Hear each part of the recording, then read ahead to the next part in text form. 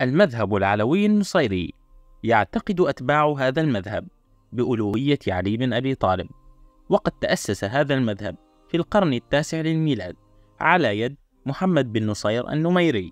قبل الاحتلال الفرنسي لسوريا كان يكتب في خانة الديانة لأبناء هذه الطائفة نصيري، أما بعد الاحتلال الفرنسي عمد الاحتلال إلى تغيير مسمى الطائفة وأصبح يكتب في خانة الديانة علوي.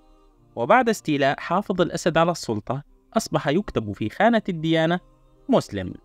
تقسم النصيرية إلى مذهبين: الكلازية والحيدرية.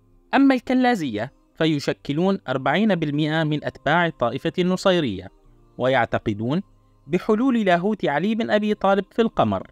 ومن أشهر أتباع المدرسة الكلازية عائلة الأسد، وهي عائلة النظام الحاكم في سوريا. نشأت هذه الفرقة في القرن 11 للميلاد على يد محمد بن يونس كلازو.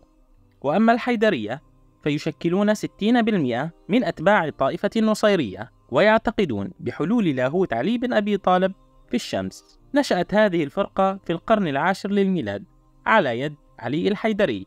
هذا الاختلاف البسيط بين المذهبين لم يمنع الأسد الأب والابن من اضطهاد أبناء المذهب الحيدري ومنعهم من أي تجمع سياسي أو ديني أو حتى الوصول إلى مناصب عسكرية عليا في الدولة، إلا في السنوات الأخيرة من بعد الثورة السورية. ففي مطلع الثورة السورية تم ترقية ضابط حيدري وهو علي أيوب، الذي تسلم رئاسة الأركان ومن ثم أصبح وزيرا للدفاع، وفي النهاية أصبح معاونا لرئيس الوزراء في محاولة لاستمالة أبناء المذهب الحيدري في مواجهة الشعب السوري.